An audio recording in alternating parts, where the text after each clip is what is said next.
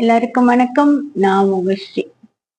வாழ்க்கையில சில முடிவுகள் எடுத்துட்டா அதுல பிடிவாதமா இருங்க.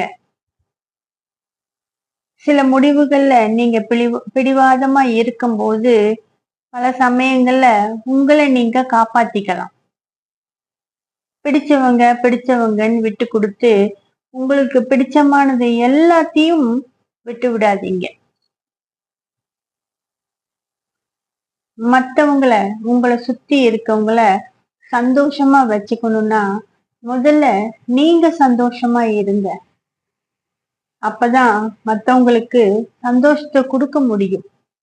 உங்ககிட்ட ஒண்ணு இருந்தா தானே அதை மத்தவங்களுக்கு கொடுக்க முடியும்.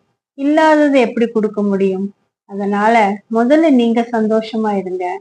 ஆட்டோமேட்டிக்கா உங்களை சுத்தி இருக்கிறவங்க சந்தோஷமா இருக்கும். இல்லாத கேள்விகளுக்கு தெளிவான விடை எப்பொழுதுமே மௌனம்தான்.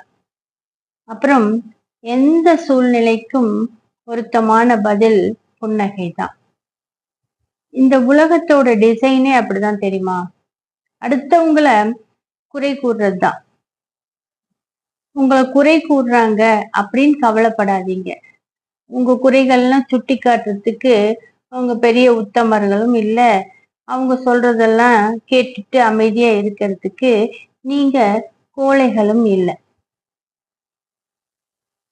குற்றத்தை சொல்றாங்க அப்படின்னு கவலைப்படாதீங்க. எல்லாருக்கும் ஒரே பதில் தான் புன்னகை. அந்த புன்னகையோட வாழ பழகுங்க. நன்றி.